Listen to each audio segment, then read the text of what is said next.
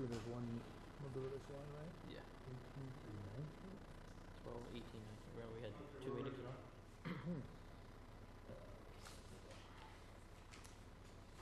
You guys ready? Good evening and welcome to the Board of Selectmen meeting for Tuesday, October 2nd, 2018. Please stand for the Pledge of Allegiance.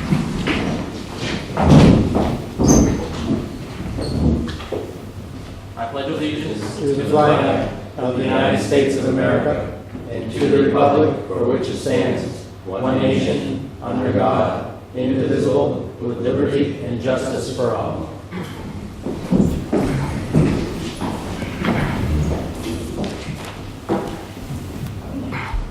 So, welcome to our Board of Selectmen meeting tonight. This is the first meeting that we started at 7 o'clock. The board did call meeting to order at 6:30 for executive session, and now we're just reopening in public session. On tonight's agenda, we're going to review some regular and executive session meetings. We have 2 public hearings, both Class 2s. Originally, MPT Laboratories was on the agenda tonight, but they called and canceled. We have a presentation or a little talk with the Economic Development Committee. We're going to have the town manager's report. And for the discussion items, we have appointments to various boards, discussion on marijuana bylaws. We have to execute 2 collective bargaining agreements, review a road race application. We have some items for surplus, and then a motion to amend a trust fund policy. Seeing that it's past 7:05, we're going to do our first public hearing. Okay. Do you mind get a little bit? Right here. I need to recuse myself, folks. Is Mr. Betty here? No, I don't think so. Okay. But the other one's at 7:10, so. Steve, this one should be real quick then, so don't go far. We're going to open up the public hearing. Is Mr. Gary Betty here? I don't see him. Sandy, has all the Mr. Betty and the abutters been notified of tonight's hearing? The abutters did need to, Yes. just he Oh. was certified mail, which was not returned. I also emailed him and his partner, and I did not receive any response. Just for the audience and the public record, we are going to hold this meeting tonight because the town has been notified that New England Classic Car is operating in its violation of its license under the town's Class 2 policy adopted by the Board of Selectmen on October 6, 2015. New England Classic Car fails to meet Operation Criteria 9, whereas the applicant must show that adequate and appropriate facilities will be provided for this operation of a motor vehicle dealership. The town was informed that you were ordered by probate court to remove all cars from your property at 145 Milford Street. Because of this ruling, you are no longer pose an adequate or an appropriate sales facility. Seeing that Mr. Betty is not here to defend himself, take a motion. I make a motion to rescind the New England Classic Cars Class 2 license. You can show that as majority action. Close the public hearing.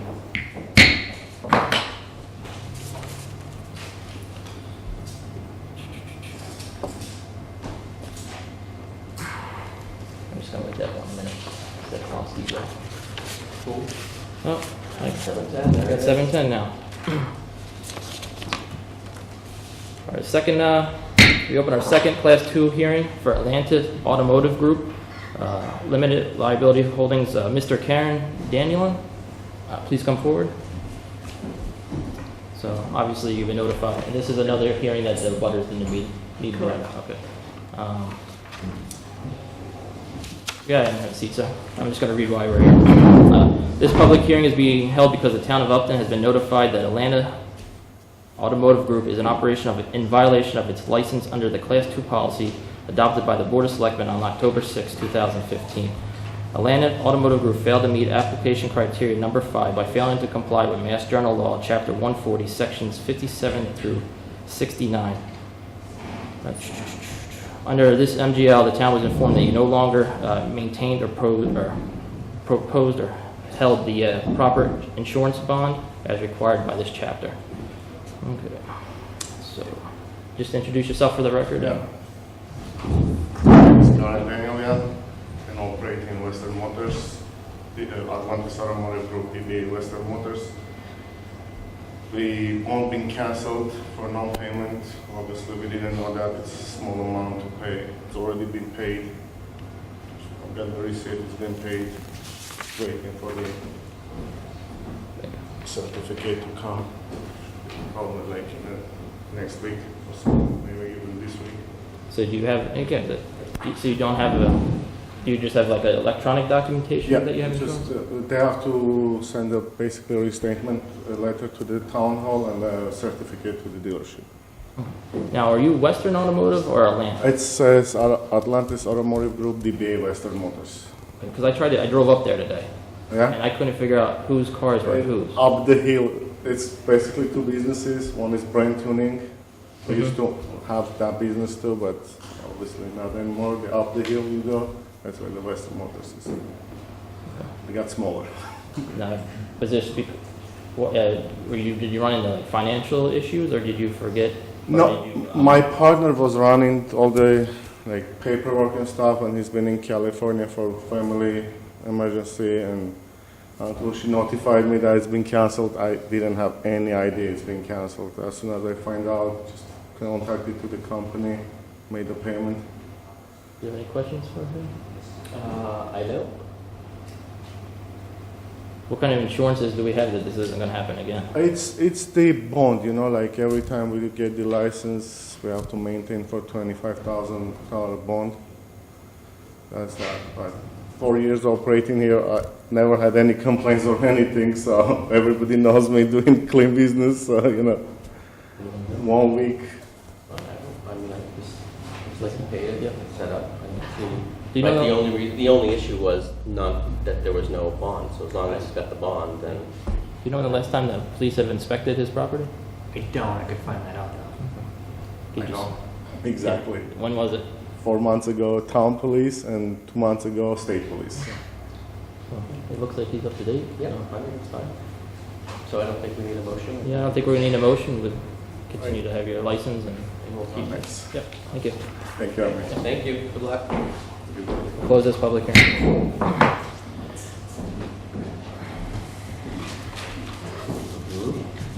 Just wait for Mr. Battalion to come back. It's, right next to Mike's Auto Body. You got Westerns, and then it's way up in the hill. So it's right across from Steve's shop. I'm not sure the exact address. It's kind of confusing. It's a building with 3 or 4 businesses in it. All set, sir? All set? Okay. So next item on our agenda was MPT Laboratories. They canceled the presentation for tonight. I don't know if you have any reason why, or They sent their representative from MPT Laboratories to the town of Upton last Wednesday. They spent some time with Mr. McCormick looking at some potential sites. I think they looked at over half a dozen sites or even more. What they found in the end, that there really weren't any sites that were suitable for the business that they were trying to operate. So they went back and they had a conversation back in California, and they sent us an email and said that at this time they're not going to pursue trying to find a location here in town, and that if things were to change, they would let us know. Good. So the next item is Economic Development Committee. Whoever's on it, if you guys don't mind coming forward. Gene Burnett, Chair of the Economic Development Committee. Good evening, sir. So I was just gonna. Good evening. So basically, we invited you here tonight to just open some dialogue between your committee and the Board of Selectmen.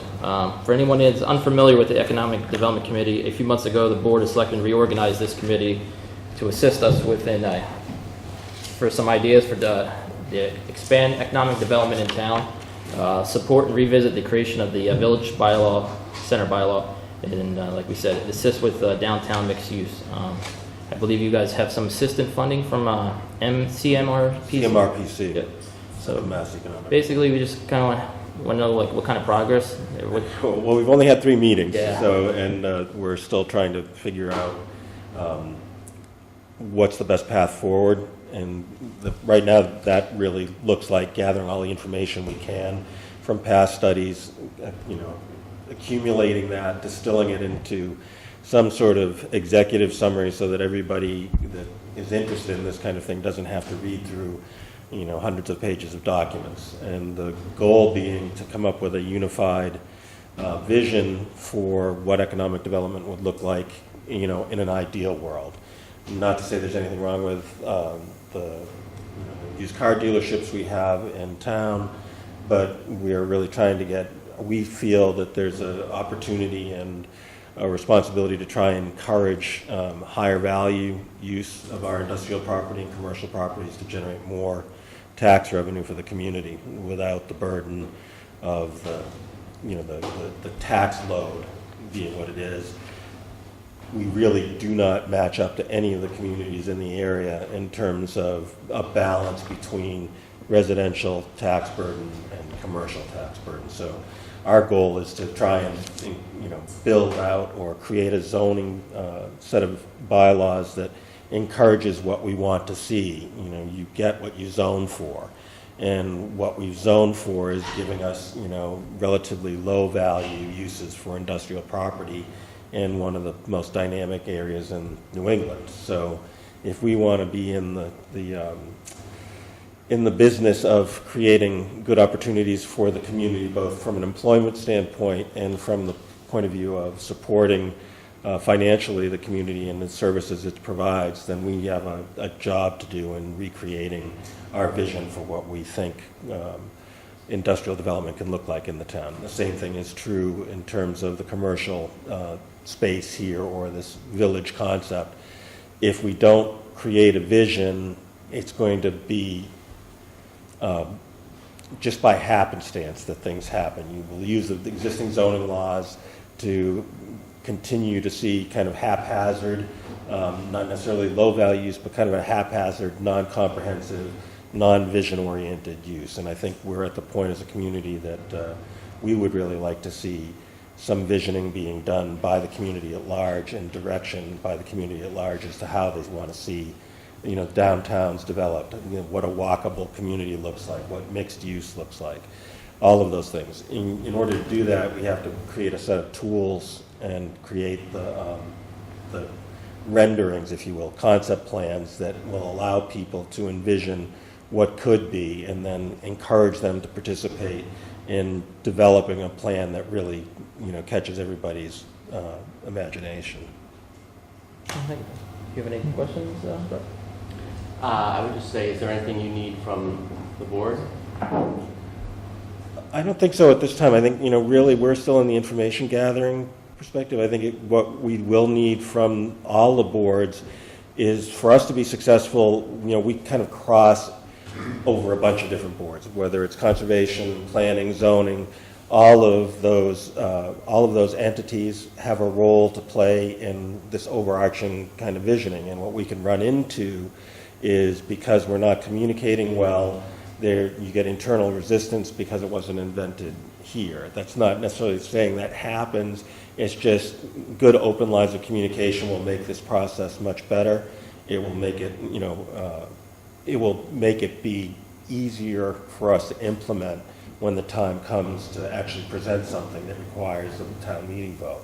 So everybody being on the same page is critical. So the regular meetings with planning as we go forward and as needed, regular meetings with zoning as needed, regular meetings with you as needed to inform you of what we're seeing and keep you apprised of the things that can happen.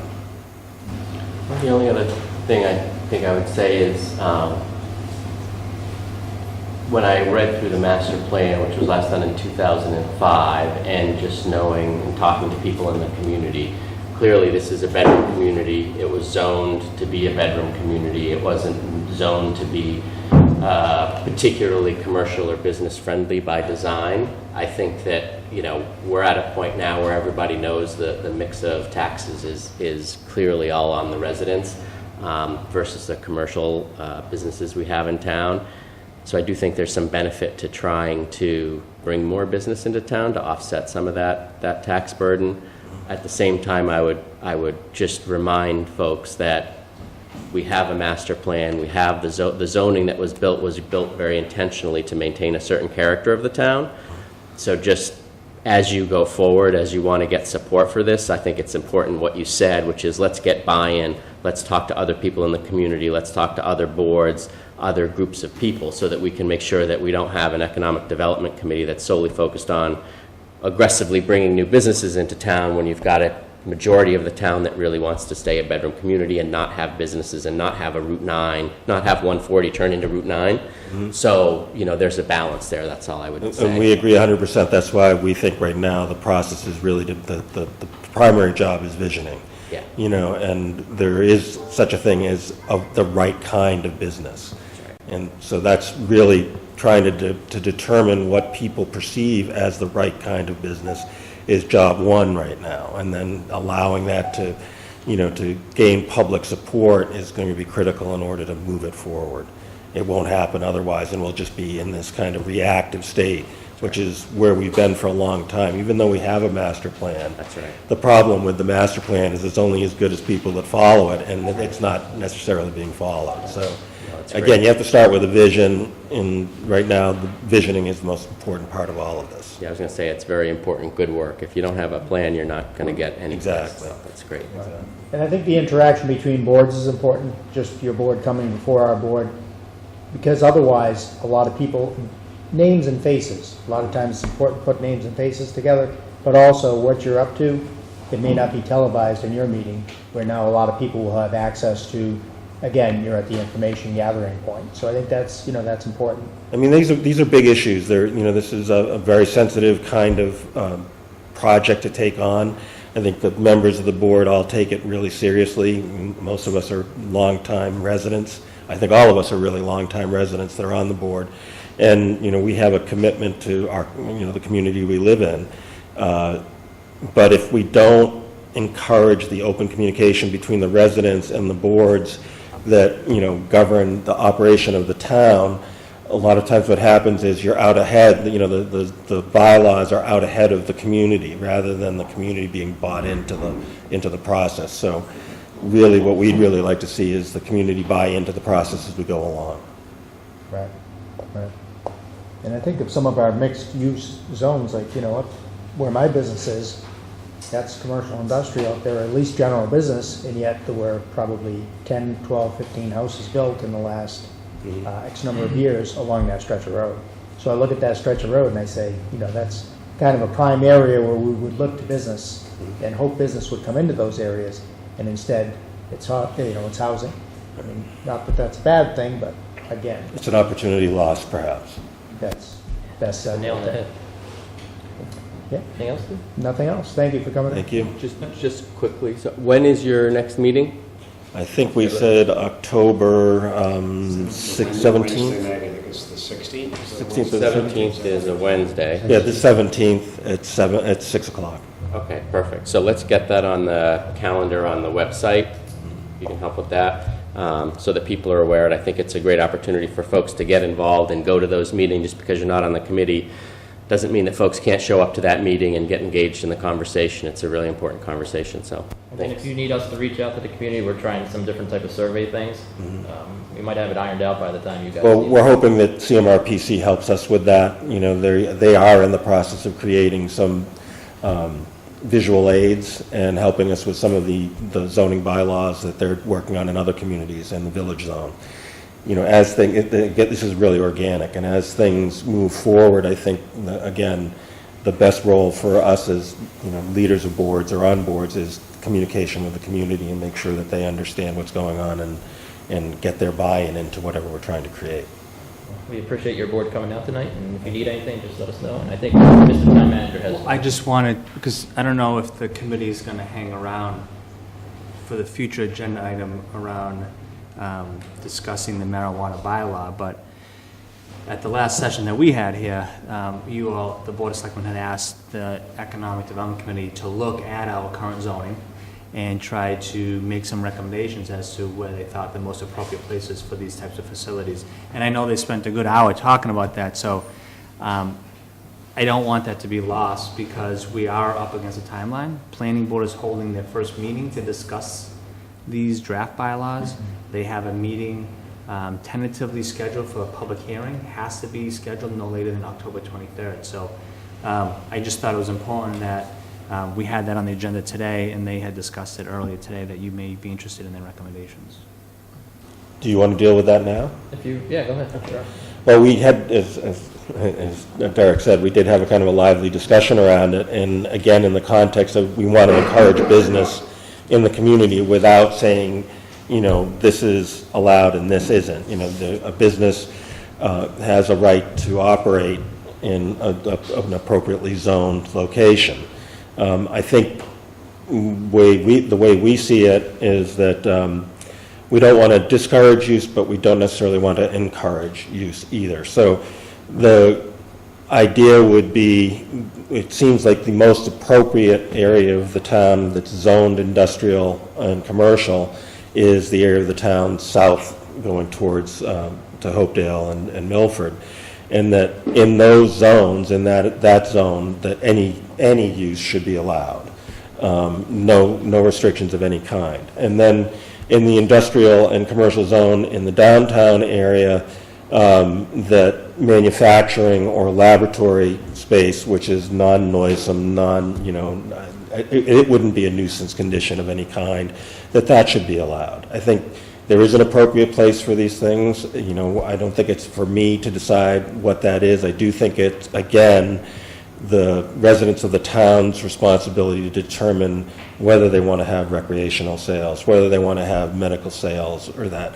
And it's the job of us as the Economic Development Committee to say it's appropriate in a business zone. If the town members approve it, then it should be allowed. And there's appropriate locations in town that it could happen, and it, you know, very viably could produce a lot of tax revenue for the town. So, no predisposition. Yeah, originally I thought we'd be talking about that lab a little bit more. You know, I mean, that's just like you said, you know, a business that would bring in, you know, potentially $60,000 extra on a community host agreement. That kind of we just lost. Right. I mean, you know, there is an opportunity for, and one of the things we discussed early on in the process of the board meetings was encouraging the kind of higher value use that's compatible with our existing infrastructure. This particular use, marijuana sales or growing, is compatible with our infrastructure. It doesn't require a lot of sewer. It doesn't require a lot of water. So, although this lab came up first, there's nothing to say that there isn't some other kind of laboratory, whether it's an environmental services lab or other kind of use that has the same kind of criterion, where it doesn't have a lot of demands for services that we can't supply, but that brings high quality jobs and brings high value real estate use into the town. So really, again, our goal is to create, you know, to create a zoning scenario and incentives to encourage the kind of business that promotes the value creation that we want. So, two things. One, I just wanted to clarify. So MPT Labs pulled out of tonight's meeting because they went around looking for properties that they could use and didn't find anything suitable and didn't want to proceed because they weren't able to find any suitable locations in our business districts. It had nothing to do with it had nothing to do with our lack of zoning bylaws or anything like that. So I just want to make sure that people understand that the reason MPT Labs didn't move forward at this point was because they couldn't find real estate that worked for them. It wasn't because of anything to do with zoning bylaws. That's correct. Secondly, can you just clarify what the Economic Development Committee talked about in terms of, I understand the, you know, commercial and industrial south side of town, you know, retail, any commercial use, that's all appropriate. You said in the general business districts, go ahead. So this is. I didn't say general business, I said the industrial commercial zone, Yeah. which includes the rail yard and that location, that area behind Knowlton Manor. Yeah. And the affordable housing there. Thank you. That area where there is industrial commercial zone, Yeah. that, you know, an enclosed, when we're thinking about these kinds of things, Yeah. you know, they would be in an enclosed warehouse. Yeah. Wouldn't be visible. Like, same thing with a testing lab, there would be. So any enclosed. non-retail use. Non-retail, non-grow, you know, a use that's compatible with that area, which is, you know, basically So invisible. not a growing facility. We didn't inside. consider that, you know, we Yeah. thought the growing facilities there's some question about whether growing facilities can be in agricultural land. We don't really have the answer to that. That's fine. And Okay. again, that becomes a question, I think, for, members of town meeting, not for us per se. No, for sure. I just wanted to make sure I understood what you guys did discuss, so that helps. And so we limited it kind of to the business elements, the manufacturing concept being Yeah. manufacturing is appropriate in an industrial zone. Thank you. Great. Thank you. I'm just gonna, should have told Mr. Town Manager this before, I'm just gonna shuffle the meeting around a little. I'm just gonna do our open public comment section right now, if anybody would like to comment on what we talked about already. So I think this is a good spot. For the laboratory. He just, I know we know your name, Sorry, Marcia. Marcia Keselowski, 10 Whitney Lane. For the lab, was no water and sewer down in the industrial commercial area an issue? I think the main issue was that, and Mr. McCormick said he can speak directly to it, he toured them around, was that they were looking for a turnkey facility, a place that they could walk into, rent at a fairly low cost. I think it was $10 a square foot is what they were looking for, and there just wasn't anything that met their requirements. Thank you. So, moving along. Do you have any recognition, Steve Quebec? I do not. No. Okay, Town Manager's report, sir. So just a couple of things as we prepare. And before Mr. David Ross leaves, I just want to say one quick thing. Because working with Selectmen Simons, Mr. Ross was able to donate 12 Varidesk to the town, to our employees. So I wanted to publicly thank him for doing that. Those are very expensive, and I know our employees really appreciate that, because we sit down all day long, so to have a Varidesk where you can stand up and get a little bit of physical activity is helpful. So I wanted to thank you publicly for doing that. We appreciate that. Thank you, Mr. Ross. Thank you. Thank you. Not to jump around, does the town ever send out like letters of appreciation? We're going to do that to WB Games, right? That was where I was able to steal those Varidesk. Choir. Exactly. They were donated, So so, we're going to send a letter on behalf of what's not actually. great, Yeah. great. Moving forward, just some administrative things. When I look towards the calendar, and as you know, we're preparing for town meeting, at our next meeting on October 16th, we will have the draft warrant. So as we all know, the warrant closes on October 12th. So the board will consider the articles on the 16th. At that point, we must execute the warrant by October 30th. And just keep in mind that we will not have a meeting on November 6th because that's the state election. So I'd like to discuss having a meeting on October 30th so that the Board of Selectmen can execute the warrant. Keep in mind that we have to post the warrant by 5 p.m. at the post office. So we'd have to have an early meeting. And what I'm proposing is that only order of business on that evening would be just to review the final warrant and then to execute that final warrant. So I would say to give us enough time, or give the administration that needs to be done, I think we need to meet earlier, say somewhere between 3 and 4 o'clock. Or the day before. Well, yeah, why don't we just meet on a different day instead of leaving it That till the way, very if you last have minute? anything to change or anything, you can have time to do your typing in. Right. I think we agreed to 7 o'clock meeting, so I'm not sure why we would have a meeting at 3 o'clock. We would only execute the warrant. So that would be the only order of business, would be basically to accept the warrant and sign it. Most of the, So I would like 'Cause to everything should be- assume do it early in the day and be because the done with it. 16th is when we're going to discuss it, right? And all the edits should be done by then? Right, so in theory, you would approve the draft warrant contingent upon any legal changes, because we'll send that to KP for final review, and then the final review will come before you. What I'm saying, it has to be executed no later than October 30th, because it needs to be posted by 5 p.m. on October 30th. Right. So I guess I'm new to this. So is there a meeting where the public comments or hears publicly what we're putting on the town warrant and then has time to? The October 16th? So 16th, the 16th will be the, first time the public will see the draft warrant.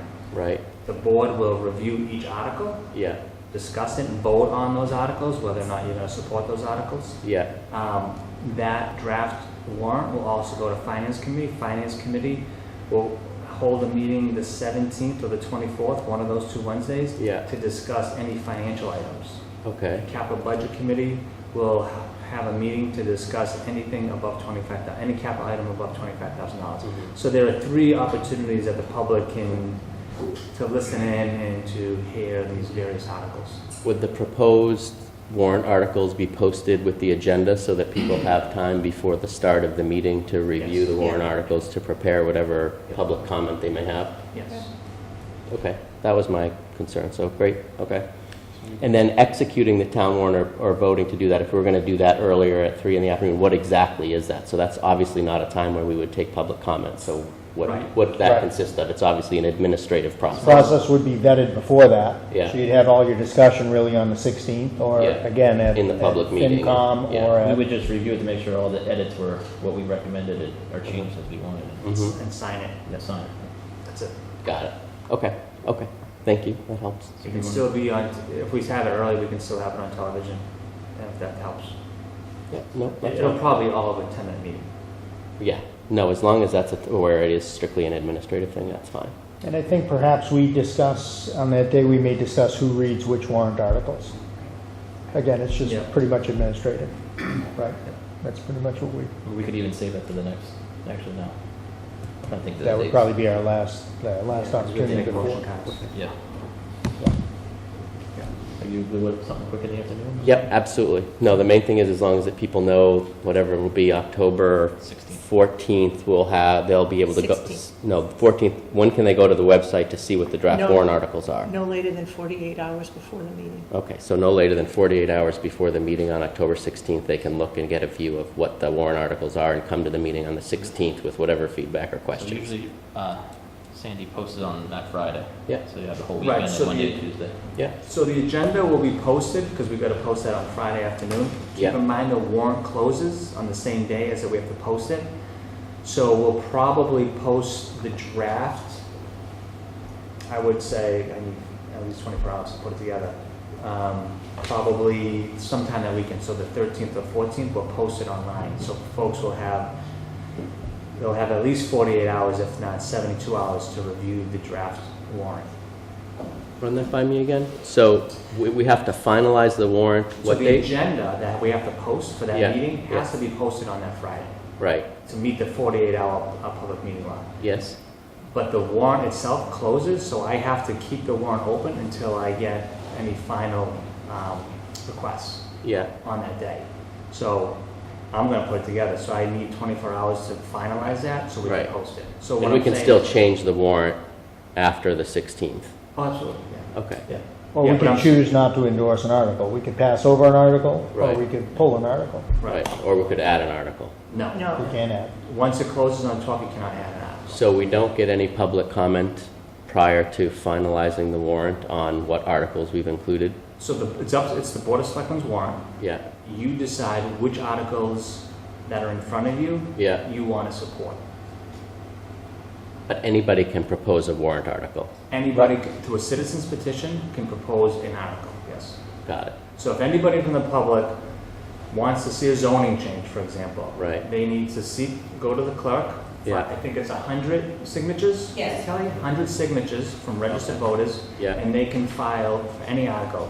A citizen's petition must go on the warrant. We cannot pull a citizen's petition Yeah. article. and if there's people that just want to suggest a warrant article without 100 signatures, they could just propose it to the Board of Selectmen during a public comment session, and we would consider it. Yes, but keep in mind the warrant closes on October 12th. So So it had to been done already. if an article is proposed on October 16th, it's too late. Okay, So once the warrant closes on Friday, we can't accept any new articles. It's okay. not fair. So if that- somebody wants to propose a warrant article without having a petition, they would need to do that, I would say, through you, the town manager's office, They would, as soon as possible? they'd have to go through either a board or committee. Okay. Right, so if, again, if it was zoning, Yeah. they want to ask the planning board to sponsor an article on their behalf. Got it. If it So was- people don't sponsor warrant articles. A board or committee would sponsor the warrant article. So if people want a warrant article, they go to the board or committee that's related to that area and ask them to sponsor a warrant article. That's one way, and the other route is just go get 100 signatures and do it, you know, Okay. like. All right, very two good. routes. Right. Yeah. Right. Or of course, this board. But we Yeah, don't meet again before that. Right, So, right. okay.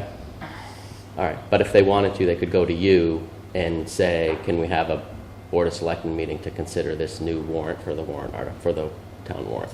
Yeah, Okay. yeah. I'm just trying to understand for my own edification, how the community can get involved with the town meeting and what they may want. And again, I have no idea if anybody has any interest in any of this, but I think it's just having people understand how to engage with town government is important. So I want to make sure that we share that publicly. Yeah. So that's good.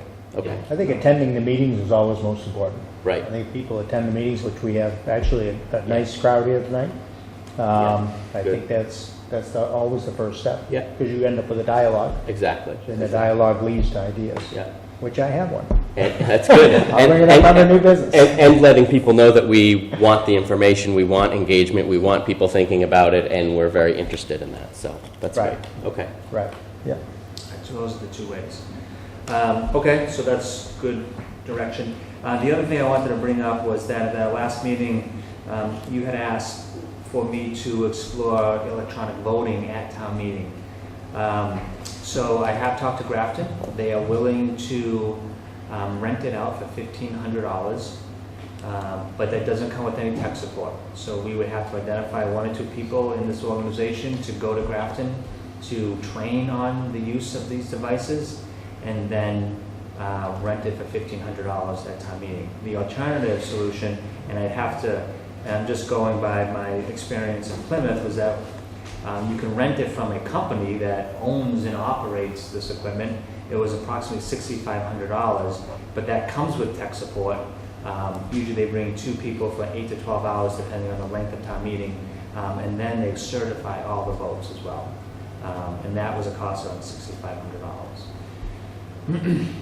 So I spoke to the town moderator, and he had asked that we do not move forward with electronic voting at the fall town meeting. He said in his experience, those municipalities that have implemented electronic voting, they had gone to town meeting and sponsored an article, the Board of Selectmen had sponsored an article, asking town meeting their preference, if they would prefer having electronic voting at future town meetings. So he had asked me to kind of carry that information back to you all and let you know that his recommendation is not to have it in the fall, but to consider an article in the fall. Sure, yeah. I came here just in case there was any questions or clarification. So, because after we had talked about it, I thought this could enter into a larger conversation. So I thought, why don't I come down just in case anything has to be clarified. So. Right. I think it's One quick question. pretty simple. That $6,500, that would be per meeting or per year? How would we? As I remember, it was per meeting. Per meeting? Yeah. Okay. Okay. It's a lot per meeting. And I think that's that- on the high side. Okay, yeah. I mean, I think that was one thing that we had discussed at our last meeting, which was we really wanted to have a solid number before we make a decision on this. We wanted to really see from a cost standpoint, owning the equipment, renting the equipment, or his situation, $6,500 with tech support. As we've all sort of said before, we're looking for more participation. So we think if this is going to be a way to get more people engaged and better participation, then I think it's a good idea. However, my only concern is that we may not need it for every meeting. And I know it's hard to pick and choose. I would think that the board should make the decision of, once we get I agree with Mr. Laper as far as putting this on a warrant article. That'll give us some good feedback, see what the people think, if they're in favor of electronic voting. But I don't think we'll need it for every meeting. But I think in the case of big decisions, large capital items, or something such as marijuana bylaw, where you would expect big participation, I think those would be absolutely key meetings when I think it would really be beneficial to have this option. I personally think, well, if you start it, you just do it for every meeting. And I don't know if it's 1,500 per year, 1,500 per meeting, but I think once people start getting used to something, it's better to be consistent than change every other meeting. Which is my 2 cents. Yeah, I tend to agree. I think once you start using electronic voting, it's worth doing. If it's $6,500 per meeting, I think that's money well spent. I think that the value is less in using it when you have large participation and a lot of people voting. I think it's more about voter discretion and not wanting the person next to you knowing whether or not you're voting for the new police car, the new fire engine, or for schools. So even if there are small things, sometimes we have a warrant article for, $70,000 for this or $70,000, and it's not too controversial, but if I'm sitting in front of the fire chief or sitting next to the police chief, it's kind of a little awkward and to stand up or sit down depending upon what that vote is. So I would agree. I think it would be worth considering doing for all meetings, but I also agree with the town moderator, let's ask what people want, because it's frankly less about what we want and more about what voters want. It's certainly what we've heard, which is why we're even having the conversation. But if we put it to town meeting, let them decide, and if they think the $6,500 is money well spent and gets people more engaged in town meeting, which we believe it will, certainly we can proceed and do that. But I think it's easy enough to create that warrant article and find out. There's another article for you to create. Yeah, so I can draft up an article and I'll do some more research, give you a more refined number for town meeting, so we have a better number than the 6,500 as I remember it. And then the other thing I think would be great is if we have a company that gives us a quote and we're having that quote as part of the warrant article, having that company at town meeting or a representative from that company at town meeting to be able to answer questions would be great, because I know that when it's come up before, people have had concerns about how do I know my vote was registered? How do I know that, if I need to change my vote in the middle of the vote? So questions about the logistics of how it will work and how secure it is and that it's not going to break down. We want to be able to answer those questions before people have to make a decision. So that would be great if they can do that. I don't know if they can, or even if we can answer those questions and have them ready or ready to answer. I think a vendor would want to be there. They Yeah. want to sell their That would be devices. Yeah. that would be great. Yeah. Mr. Moderator? Yeah, but this is a conversation. Everything I'm hearing is correct. One comment, though, which is really important. Other communities that have moved forward with it have always started the process with forming a committee to look into things. Now, I know that the town manager will do that. And if what you do is what that committee would end up doing, that's fine, okay? But the question is making sure those types of questions are answered. Because while I have no problem with an article at the town meeting asking the town if they want to move forward with having electronic voting devices, usually that's done after a committee's been formed to look into it, figure out all the things, get all the questions answered. Then there's a second meeting to ask the town to do it. Do you understand what I'm saying? Yeah, we're kind of under a time crunch. I don't think we have time to develop a committee. And I think to your point, as long as we answer all the questions that a committee would ask, I think we're doing the right due diligence. And I think that's the value of having a town manager that can help us with those things to expedite the process. So hopefully we can get all the questions answered, get all the information, go to town meeting, answer all the questions that people might have, and let the town make a decision. And at And this the point- dialogue is there with Grafton in this situation. The dialogue is there with Grafton where Derek already has this agreement or this proposal, so we have already that dollar figure. But we also can, again, do some research, see what they were able to find out. Mhm. And from what I understand, as far as you push. So if you pushed yes, you didn't agree with that yes, you pushed the no, that no is trumps the yes. The So last that would thing you be, push, that's it. that's your vote, is the last button. So what's good is other communities who have done this were sort of the first ones doing it. So they all formed a committee because they didn't really know what the history was.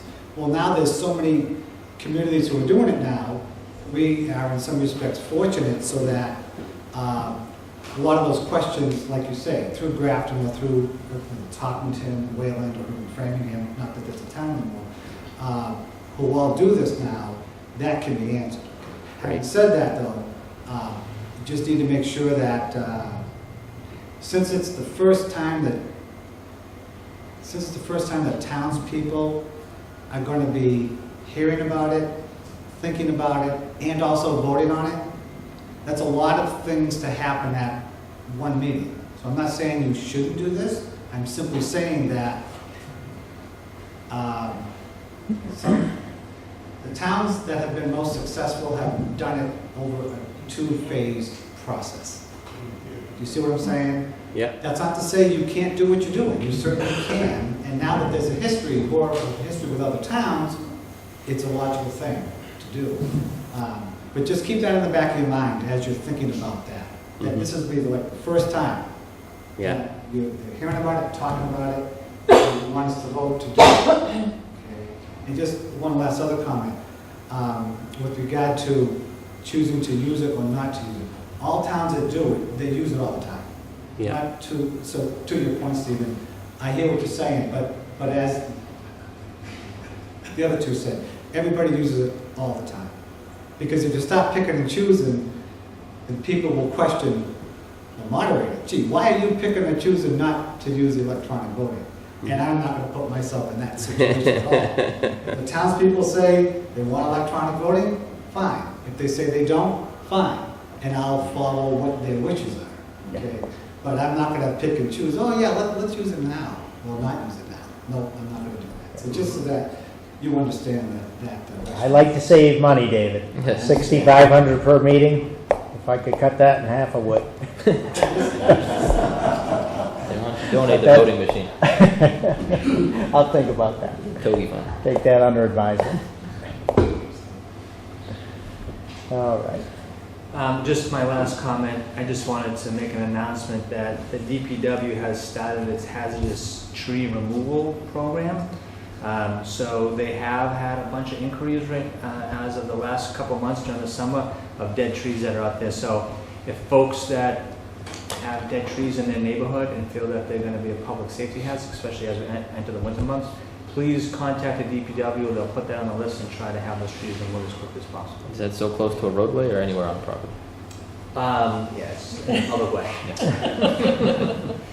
That's a good point. It's only in the public way.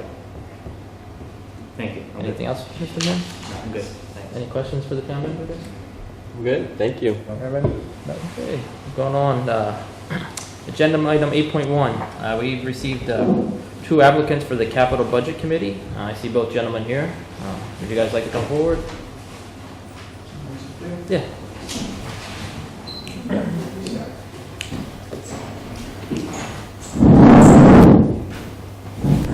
Okay. Hello. How you guys doing? So what we do now is we, anybody that's applying for a board, we invite them up, let them introduce themselves, and Ask you to thumb wrestle. yeah, for the position. That's good. Whoever would like to go Not first. that either one of you are new to town government. You're both familiar faces. I served with both of you gentlemen on capital budget in the past.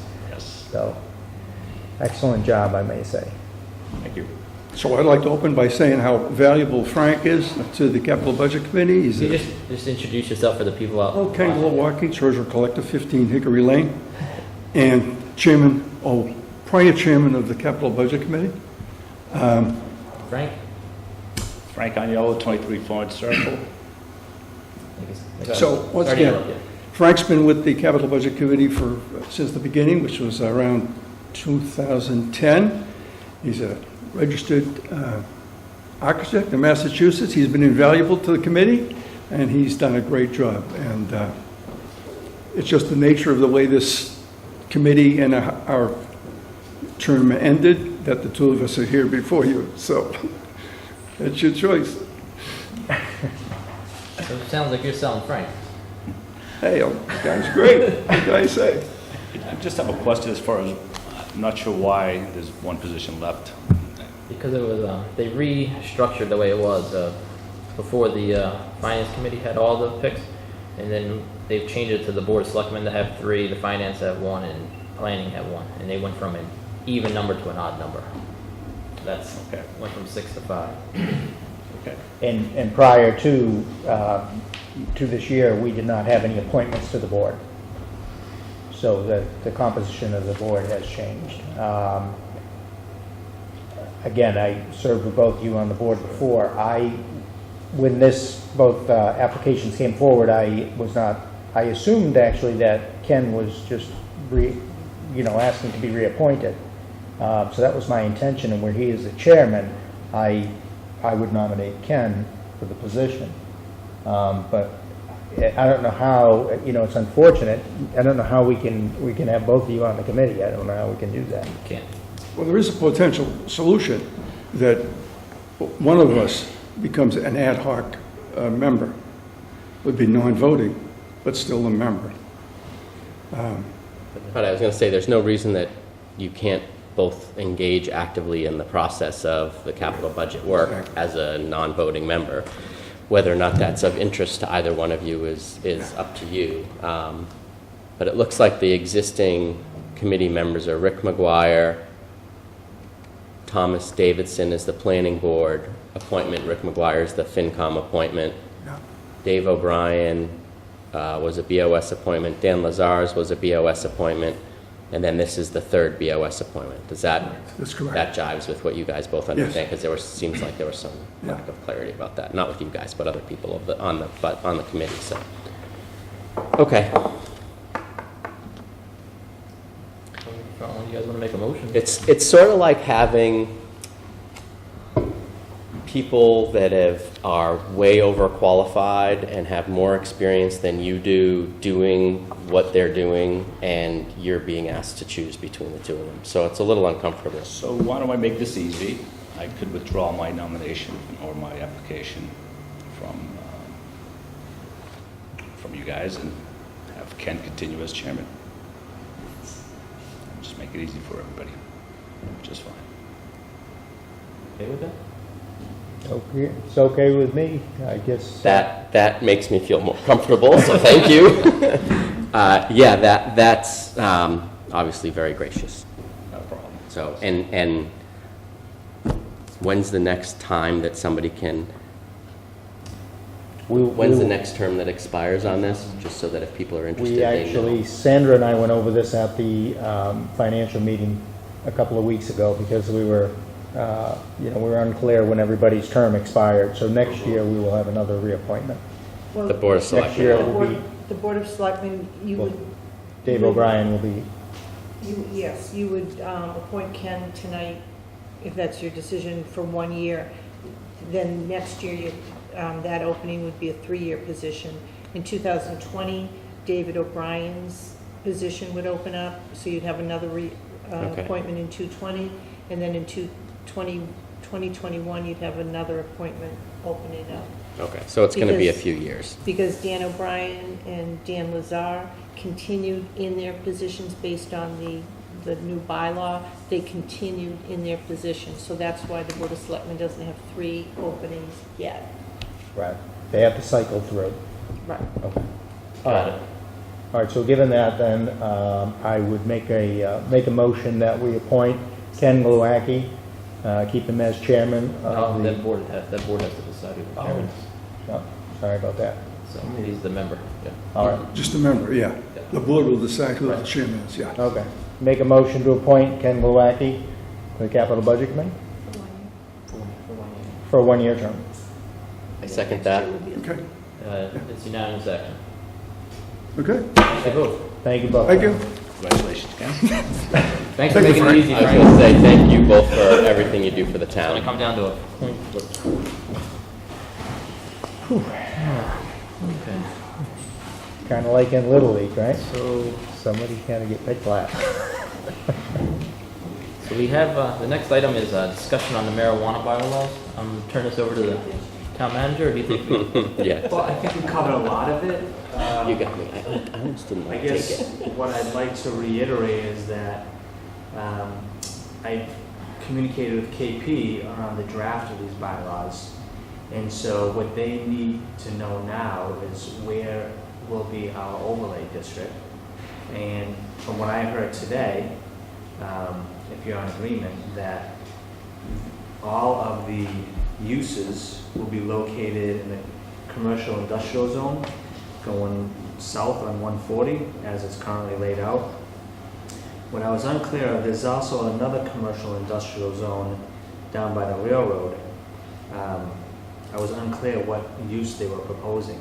They weren't proposing all uses, they were proposing everything but retail.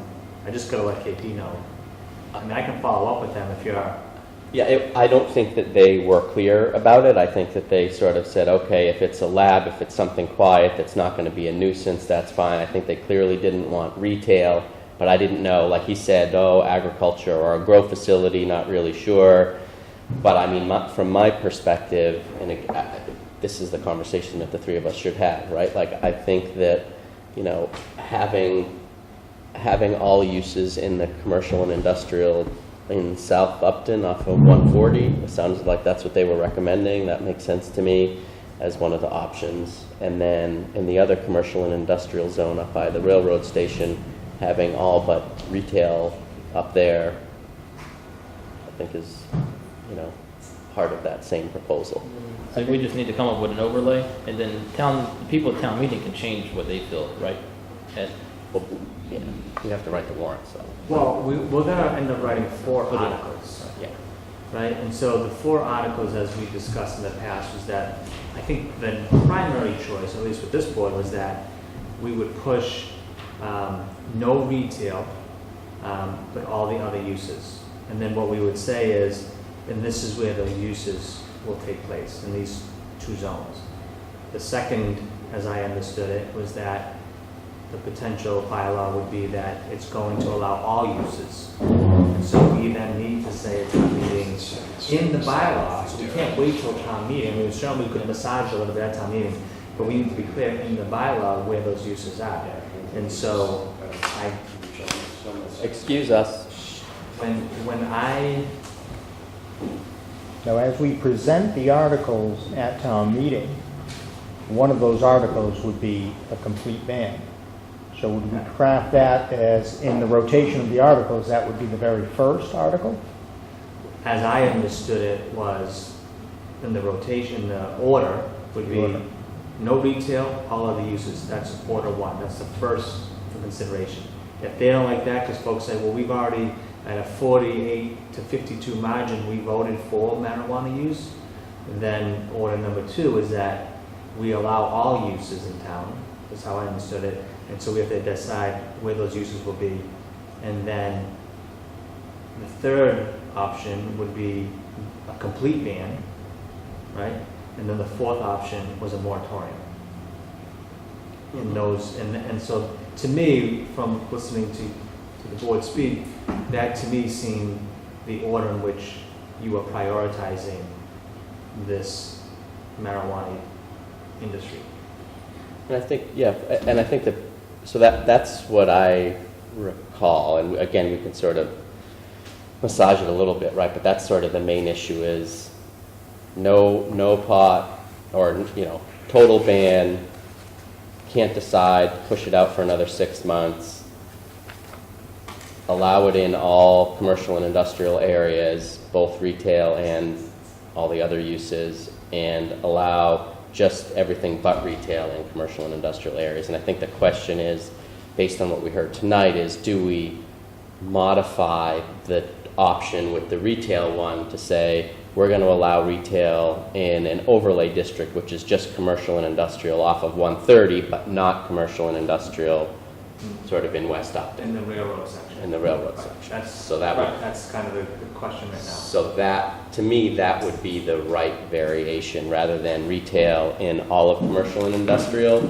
that second option is retail just up in the commercial industrial area off of 140. So you need us to decide where the overlay is that what you're asking? I need a strong recommendation as to where the overlay will be, knowing that the planning board is gonna take all this information Right. and then hold a public hearing. Right. So we So would they may say, get a little bit of feedback when people come out from the community. so we'd say like from Wood Street to the town line, is that what they're saying, for like the overlay? I'm not sure if it's even further down the road. You know, I'm not sure exactly what the discussion has been, but let's just say hypothetically, they're saying 140 South. So maybe, let's say the top of the hill, you know, we call it Snake Hill, but the top of 140 from that area all the way to that would actually be the Hopedale town line on 140 South. So I'm not sure exactly where the line in the sand is there. However, it would appear that in the railroad, that section of Upton, it would seem that there's an awful lot of residential down there. So I'm thinking that we wouldn't want, you know, that particular area of town. I don't see, other than laboratory For use. even non-retail? Are you talking about the railroad area? Yes. Yeah. Kelly clarified, because I missed the end of that meeting, that the recommendation was lab and manufacturing in that commercial industrial zone. So no retail, no agriculture. In that commercial. Now, is there also a commercial and industrial zone north on 140 by Grafton? That's general business. That's general business. I Okay, thought got like it. on part of William Street there was a, General business. Okay, got it. So this is the commercial and industrial is off 140 on the south side of town and by where the railroad yard is. What does that part of the zone look like? Like how big is that? Like where does that extend? Yeah, I was gonna pull up. I got it right here. I can look at it. Yeah, I pulled the map right Do you here. have the map right there, Phil? So the pink is, Yeah, I got it. you see this? Yeah. And then while you gentlemen are looking at the maps, talking again about the order of the articles, I'm just wondering if, again, based on what I'm seeing in surveys and of that nature, do we want to put the complete ban first? Or do we want to put, you know, perhaps the moratorium first? I mean, I guess it's... And I'm less concerned about the order because I think the way we open this up is at the beginning of all four, we say, here are the four choices. I don't think we just go through them one at a time because people won't know, like, wait a minute, what do we, you know? So I think at the beginning, before we go through any of the four, we have to say there are four choices, here are the four choices, and explain it to them, and then go and vote on each of the warrant articles. Otherwise, it's going Right, to be too but if you confusing. think about that, if you pass the first warrant article, there would be no need to vote on the fourth warrant article. You can't vote on a complete ban if you've accepted a retail area in town. So that would make that particular warrant article null and void. Yeah, You how do we pass handle over. that? That's why you present that one first. You got, right, that's why, because we'll say that the first one doesn't pass, right? So you Right. have this 1 hour discussion. The first one does not pass, it gets defeated. And then you go through the other, you can't go back, You can't go backwards, right. You can't go back. So to me, you have to, I think, and you know, again, let me tell you this. KP has done this ordering for a bunch of other municipalities, so I can talk to Lauren Goldberg and ask her how they went through this process to get some more feedback on some of the things that they dealt with. But to me, right now, I would say that we have to decide as to what do we think is number one. Our first choice, if we had our druthers, what do we want? That should go first. So If it gets defeated, then what's our second choice?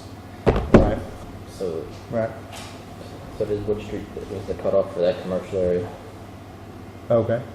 So you would do anything in this area, and then like, what they were recommending is just labs or something here because of the amount of homes. I see. And then this is the one in West Upton. Yes. So this is West Upton and Hartford Ave. So it's right by where the school is. It's right by these neighborhoods up here. Right, there's a lot. So we definitely don't want retail there.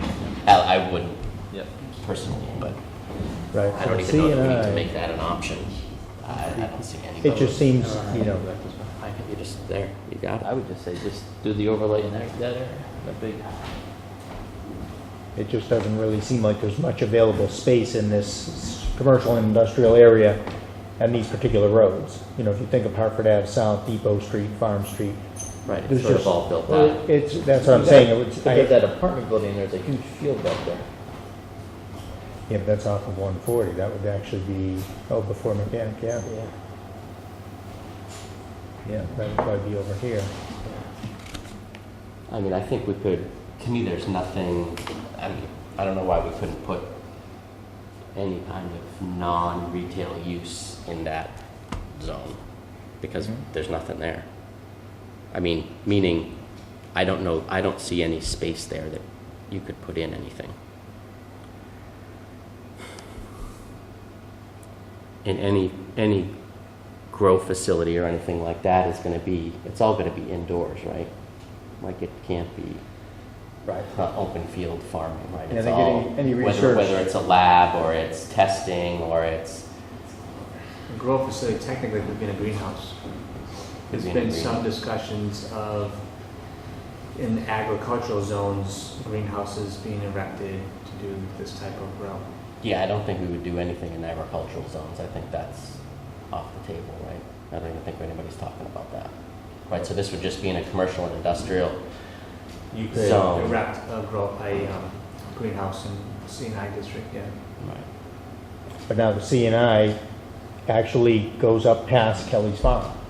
Yeah, that one So you seems have, fine to me. you know, almost a little bit of a catch-22 there, I suppose. Well, I'm less concerned with the area off of 140 because south off of 140, Kelly's right because over that's a here. lot of commercial and industrial. It's the one that's, There's a lot of houses back there. Well, they have large fields here, so I mean, it would, you know, now you kind of have to decide if yeah, you're going to but use this. this is restricted to the roadside. Like they can't do stuff up in here because the zone But only no, goes you back want- this far. But you could do Right. an overlay that would. But what go I'm saying up is- to Oh, Prospect. but you mean extend it beyond the This is existing agricultural commercial? I here. see what you're saying. So you're talking about expanding the area To include that area if you wanted to do some agriculture. Yeah. back off Prospect and I Glenview mean, it is there. grow, so, you know, it's kind of, it would seem almost common sense that if it's a grow facility, that is So technically an basically agricultural use. extend the Right, if overlay you're to up here. growing barley or hops for beer, it's still agricultural, right? Whether you're growing corn for human consumption or biofuel or whatever you're growing it for, it's still agricultural, so, Yeah. in my opinion anyways. So you're talking about extending it to this road here, basically, the overlay.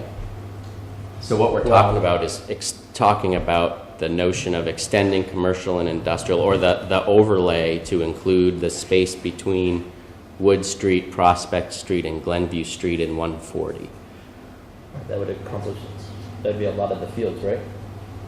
Why, there's horse Yes. farms up there now, Right. but I think it's all private. But see, then Oh, it's tough too, because there's a horse farm on the other side, as Bill knows, there's a horse farm on the other side of Prospect, so I don't think we want to be that far reaching. But I mean, you don't want to get, I mean, how many houses are on Gable Street? Not a lot. The other thing, so there's a couple of things, a couple of thoughts. One is, we got to remember, because whatever my personal views are, we have to remember that we're trying to get 2/3 of the town.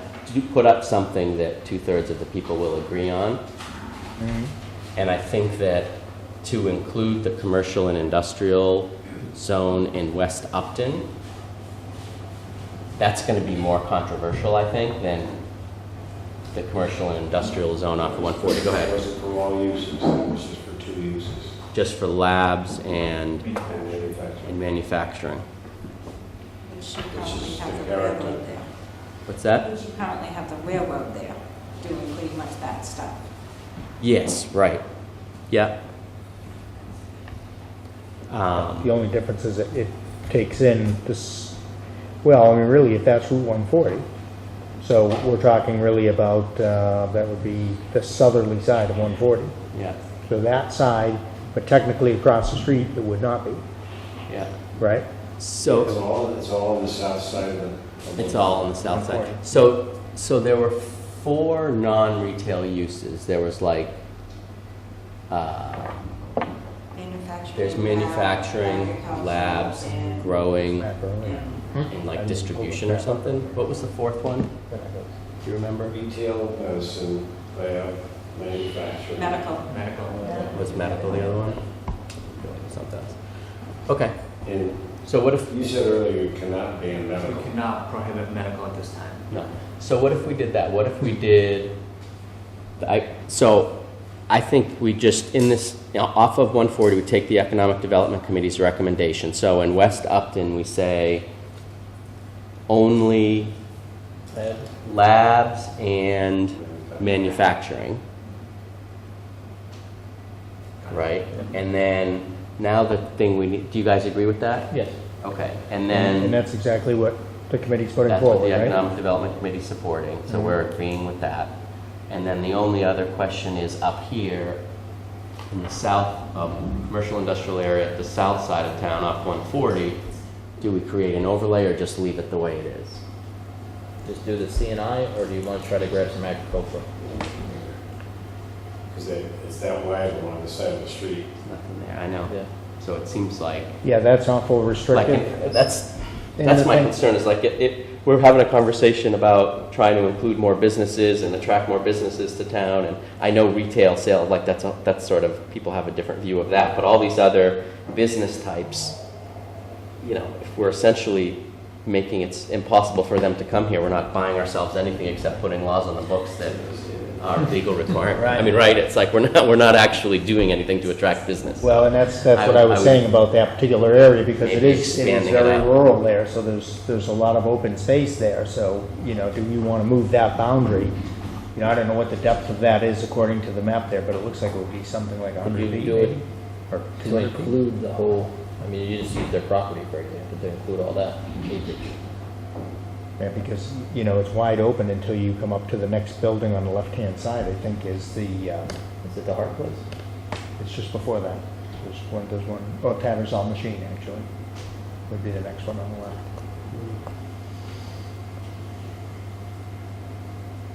So I guess So we that's could the just question. add that section, right? Yeah. Please.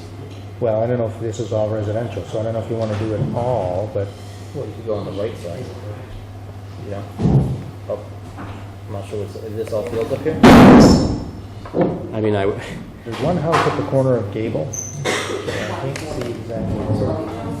If we went to another map and you look at the property and say, hey, like 500 feet from that to that Right, you house. could There's look one across house the at the maps. corner of Gable. So at Gable Street, you got a I mean, house there's gonna be here. houses somewhere. I mean, at some point. This is all houses, so all the way here and all the way down the hill.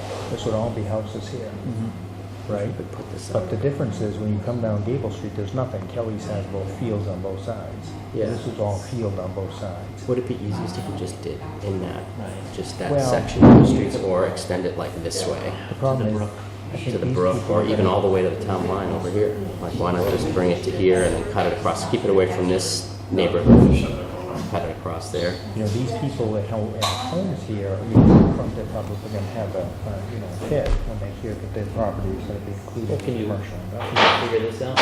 But then say, okay, 1,000 feet from the back over all these streets. Well, that's what I'm thinking. Come up like 1,000 feet. But I mean, there's houses on Gable Street, so like, at some point, You know, across you gotta that, include residential see property. Glenview, these were all parcels that were sold on the I don't, farm, and they're all now that I think high-end about it, like, parcels. if you extend it up to here, there's gonna be residences here that could be sold to somebody that's gonna build a hot shop, like, in it. Yeah, so that's So, not a good choice. That's not a good, so I think, Do you include, you know, properties that are currently in 61A, I guess would be the question, within the, you know, within that, yeah, I But don't it know. doesn't fall into it. Right, but see, now it's not in CNI. So could you do an overlay that says like this, and then like what Steve was saying? What was Steve saying? Any 61A property? Nothing important. We'd have to map out of a 61A property and then include that as the overlay. Yeah. I guess the question is, right, could you craft it like, you know, your 61A properties that are currently adjoining or bordering a CNI Commercial. property? Could become a agricultural. I mean, or anything. And that I would don't think we include the restrict it scope at that of point. that land on the left-hand side.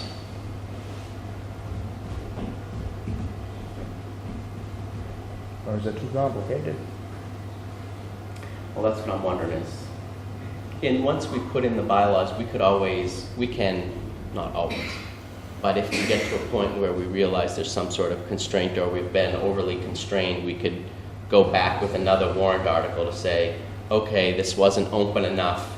We need to expand this a little bit because we've got someone that's trying to do this or that, or we're trying to be more accommodating or what have you, and we can go back to town meeting and say, we want to adjust this a little bit because what we did just isn't working. So that's my question, is can we get a second bite at this apple? First answer is yes, we can definitely get a second chance at this. I think first thing we want to be very clear when we go to town meeting what land we're talking about. That's my concern, is that if we start changing things and doing it over, like it's going to get more complicated. We just say right now it encompasses the C&I district. Yeah. One thing we do know is developers, they recognize opportunities. Yeah. And so, if they're gonna go across the street, so that small narrow band of C&I, and they see that there's a lot of open land, they could certainly work with the town. Come to us and say, hey, you know what, can we? Yeah, they certainly couldn't get a use variance for the ZBA, Right. we went through that before, but we'd certainly be able to change, the zoning to encompass, accommodate say agricultural, for example.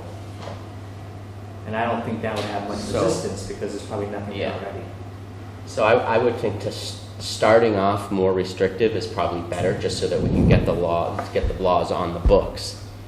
So what if we just left it, the C&I, the existing C&I off of the south part of 140 for all uses, existing C&I south off of 140 for all non-retail uses, and included with both of those is labs and manufacturing in the C&I in West Upton. Only, right? Only labs and... Only labs, yes, only sorry. labs and... Only labs and manufacturing. So just so because I heard three things. So the first is, again, 140 South, C&I district, all uses. Going over the C&I district over by the railroad in West Upton, I heard from the EDC, labs and manufacturing. Did you amend that? No, I'm saying including labs and manufacturing in C&I in West Upton in in two articles. One, the one that includes all non-retail in C&I, and the one that includes all, including retail, in the C&I off of 140. Right. So there's two articles that are going to be inclusive of allowing marijuana businesses into the town. Each of those includes labs and manufacturing in the C&I in West Upton. So the only difference in the ones that allow it are up off of the south side of 140. Choice one is all uses. Choice two is all non-retail uses. Does that make sense? It makes sense. Is that the order? Or Well, that's let's no- talk about that's this. no certain order. Let's talk about the order we should talk about separately. I think the order, you said KP could. Yeah, I can advise certainly on talk to KP that. about. I mean, we could figure out the order on the 16th. Yeah. That's fine. Yeah, Okay, you yeah, find out that's what great. you Do pay. that, because then we can And- move the numbers around. We And- get some, right. Yeah, and my inclination is to put the prohibition in the moratorium should be the last one, because that basically is if we can't pass any of these top three, you go to the moratorium. Right. I think the total prohibition, to me, should be choice three, because that's also very clear, very simple. If you're going to vote that way, you know to not vote for the first two, because you want total prohibition, so you're going to vote nay on the first two no matter what. See, I'm thinking I put that first, because if that gets defeated, then we know the other three are in play. Yeah. But if if complete ban in town, and that's the way people want to vote, it would therefore, it could conceivably null and void your first vote. Let's just say It's hypothetically. kind of hard to first figure vote. out, because if you're gonna sit there to your third one, and they all vote on the first one, how does Well, that they still have the vote? ability to vote one way or the other. They still have it doesn't mean they have to vote on every article. You got to remember, they're not just waiting to vote on one article. People have the ability to vote on all They four know articles. what a yay and a, I mean, we would So expect. that's why I'm what the thinking you yeas and put nays that first. We all have a different idea of whether or not we think that would pass, but I think we put that first. I said, let's get some legal opinion on that one. Yep. Are you good with the overlay? Yeah, I got that. Good? Is that something? You good with that? Yes. Thank you, Kelly. That was super helpful. So, let's see. Moving along. Our next agenda item is to execute a contract between the police union and the town of Upton. I'm just going to ask the town manager to speak on that. Yeah, just briefly, we signed the memorandum of agreement back in April with the police union that outlined all the agreements that were made during that round of negotiations. I highlighted back then some of the, I thought, really good compromises that were made between the town and the police union. And I thank the police union for some of the things that they did, like committing to 2% OPEB contributions for all new police officers. As you know, we have almost a $7 million liability, and so anywhere we can start to put money into the trust fund is going to be helpful. So the police union were able to agree to that, starting effective July 1st, 2018. So amongst that, I mean, there were a few other things that we agreed to, like we expanded the step and grade system, so it takes twice as long to get through the step and grade system than it did in the past. So that will certainly save the town money moving forward. But lastly, I'd just say that with this union and all the other unions, the agreement that was made was 2% COLA for year 1, 2.5% COLA for year 2, and then 2% COLA for year 3. Any questions on the contract? Nope, Have I none? think we covered it. Take a motion from. Okay. Make a motion to execute the local 162 collective bargaining agreement. I second that. That's unanimous action. Moving along, the next contract is with the fire department. Do you want to give another synopsis real quick? Yeah, just again quickly, it's same to be said for the fire union, committing to a 2% OPEB contribution to the trust fund. That won't take effect until July 1st, 2019, and the reason being is, as you know, we've been going through a lot of transition at the fire department, and it's very challenging to recruit paramedic firefighters that are fully qualified. So we wanted to get through this next 12 months with the new fire chief and get new members on board before we implemented that new OPEB contribution. This is only a one-year agreement, so we expect to go back to the bargaining table sometime in January. But through this round of negotiations, we committed to 24-hour operations for our paramedics, and we eliminated a bunch of unnecessary stipends and savings. Any questions, either of you? I don't have any. No. Mr. Thomas? Nope, good job. Motion? Make a motion to execute the contract for local 5116 collective bargaining agreement. Second. That's unanimous action. The next thing in our packet is a road race for it's actually going to be held by the Nipmuc Regional High School National Honor Society. The date of this race is November 10th, beginning either at 9 a.m. or 10 a.m. And I believe this race supports the Epilepsy Foundation. So I believe, is all the paperwork in order? It is. All public safety is signed off on it. Any questions, Mr. Simons? No questions. Go ahead, Brett, you want to make this motion? Sure, I make a motion that we approve the road race application for the 5K road race for Nipmuc Regional High School National Honor Society. Second motion? It's a unanimous action. So we've also been presented with some more items for auction. These items have been provided to us from the DPW. Basically, they're bricks and cinder blocks that are no longer needed. There's a couple thousand, I believe, in total. A link can be found of the actual items and the approximate quantities under our agenda item 8.6. So, any questions about it? What happens to surplus items when we declare them surplus items? We They put get them out sold to at bid auction? and We're going to put them up for public auction. Got it. All Yeah. surplus items. And then is there a public notice of when those auctions are? How does that work?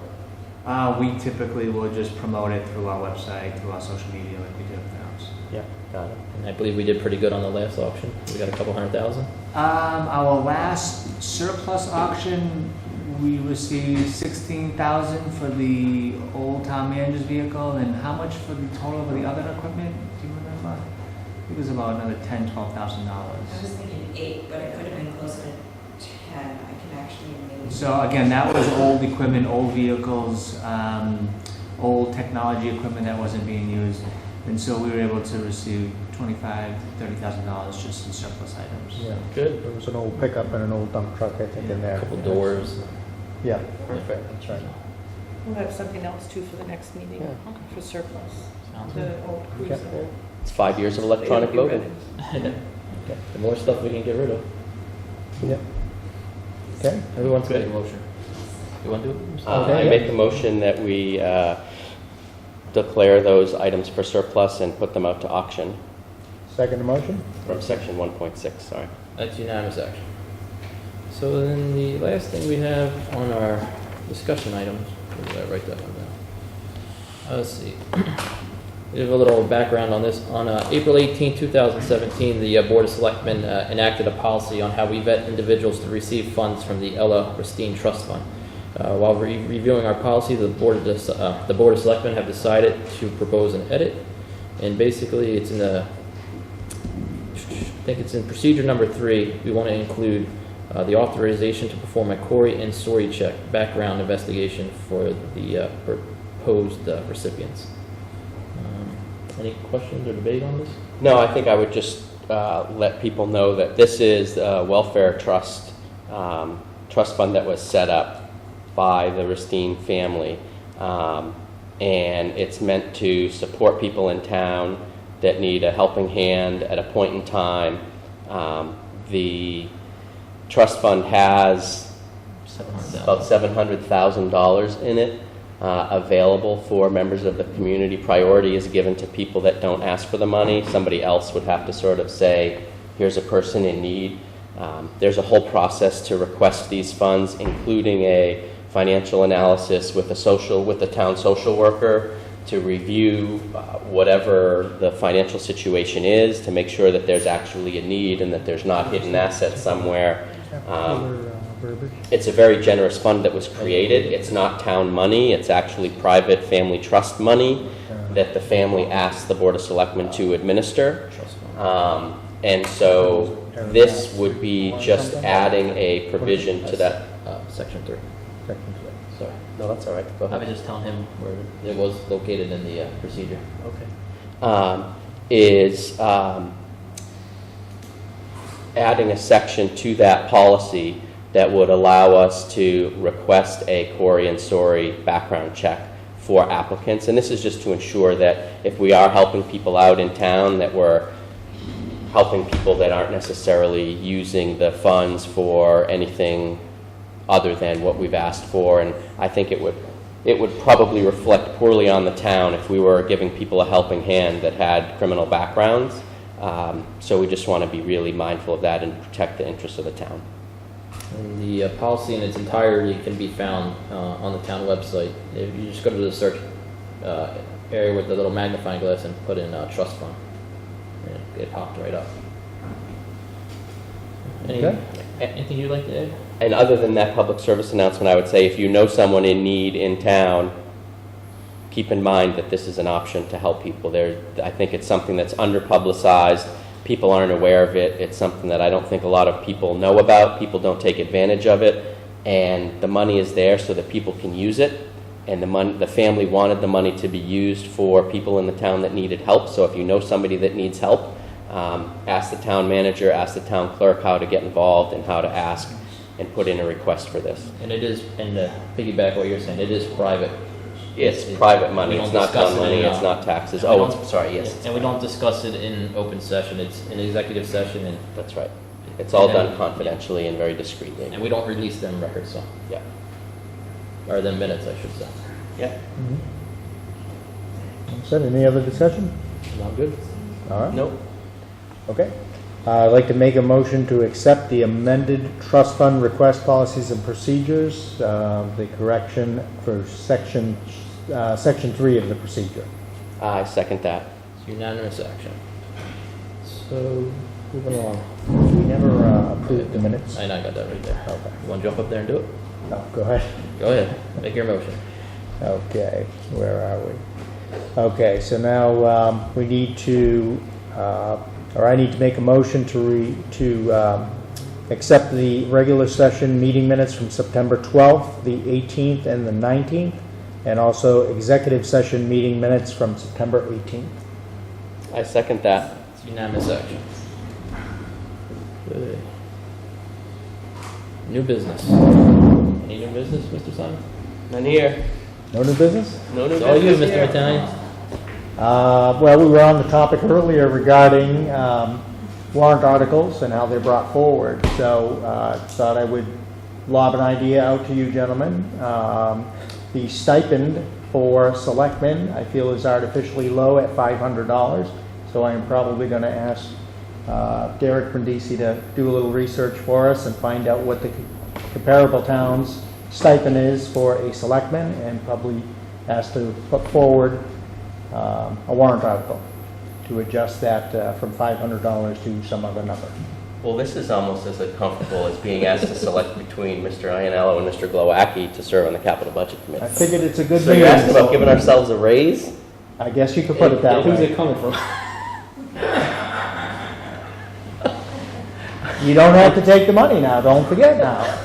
You do not have to You take can it. use my money and buy an electronic voting system. All right, there you go. You can donate it back to the town. I'll donate it back to the town. That's a good idea, sure. We'll donate it to you, Steve. So anyways, I just thought I would let you know. Okay. That would be great. And then we can discuss it on the 16th, whether or not you like the idea. Okay. Great. All right. I encourage people to show up for that meeting. I want public comment on that one. Hey, if people support us, then That's right. why not? And again, if you feel bad about it, you don't have to take The your voters stipend. can vote. If the voters want to pay us more money and they think that's important and a priority, then I'm all for it. All right. Oh, my God. Any, That's all I have for new business, I suppose. any correspondence, Mr. Manager? No new correspondence. We already did the public comment, so I'll take a motion to adjourn. Okay, I'll make a motion that we adjourn the meeting. Can you second that? No. Okay, now I'll second it. Sorry. I don't see what's so comical there. I expect that motion to pass, stream right through. That's gonna stream right through there. What are you talking about? It's just coming from you, Steve. That's what's funny. I'm supporting the lawn signs. I'm gonna get up I'm trying to pay for